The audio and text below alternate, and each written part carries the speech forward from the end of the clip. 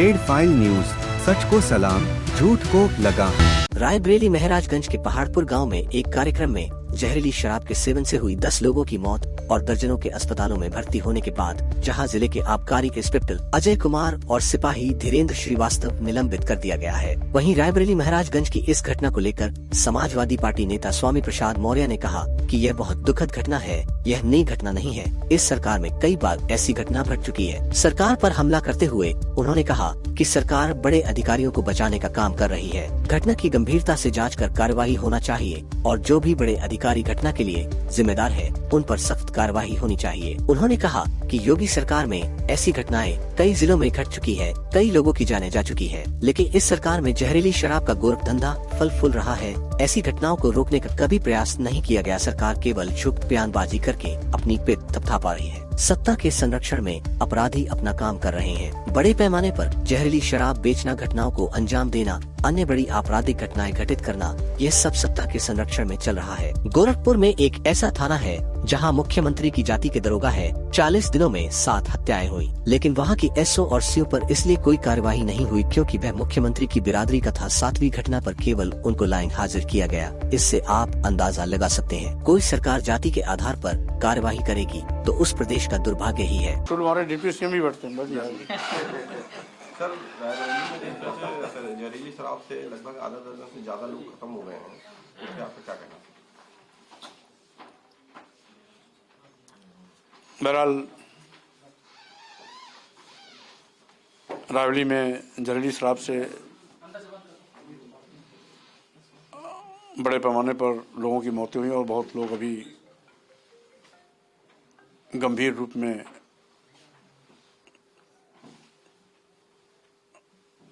अस्पताल में भी भर्ती हैं। घटना बहुत दुखद है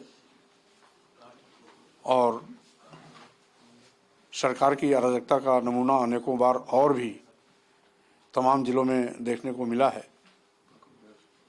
उसी की एक झांकी महाराजगंज जनपद रायबरेली का भी ये है, जिसमें अब तक लगभग आधे दर्जन से ज़्यादा लोगों की मौतें हो चुकी हैं।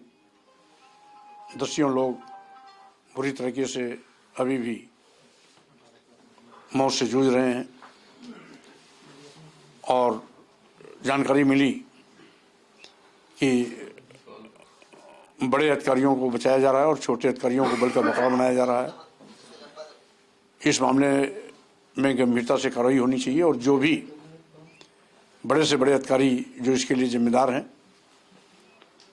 उनके खिलाफ तत्काल दंडात्मक कार्रवाई की जानी चाहिए। सबकी गिरफ्तारी होनी चाहिए, कानूनी कड़ी से कड़ी कार्रवाई की जानी चाहिए, जिससे कि इस प्रकार की घटना की पुनरावृत्ति दोबारा न हो। सर, योगी सरकार जब से बनी है तब से आज तक कई घटनाएं हो चुकी हैं, लेकिन अंकुश नहीं लगाया जा पा रहा है।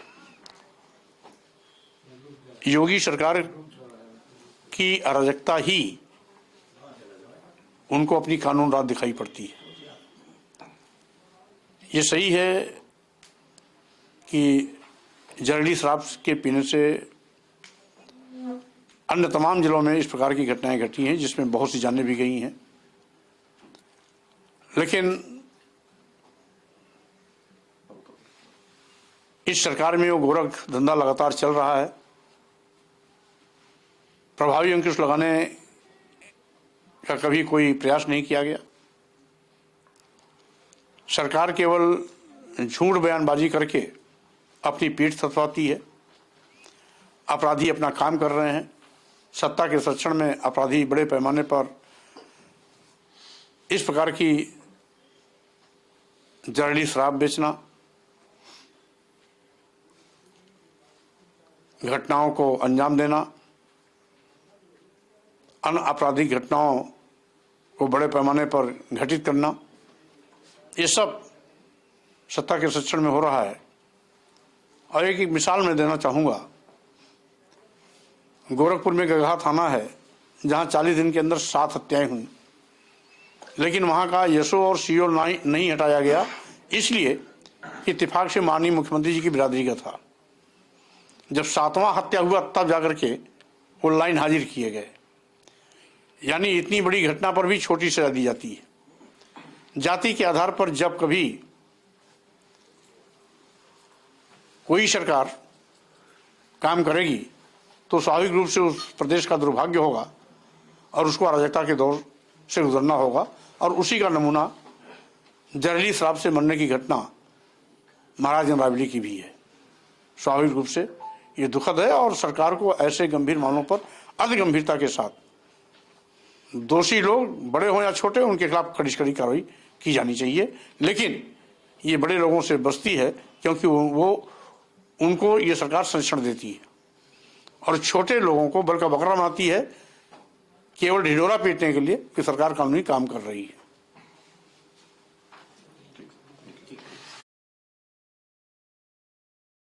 लखनऊ से red file bureau Anil Saini की रिपोर्ट। रेड फाइल न्यूज का सबको ये पैगाम, सच को सलाम और झूठ को लगाम। सब्सक्राइब करें, बेल आइकॉन को दबाना न भूलें। आपका सहयोग हमें ऊर्जा देगा।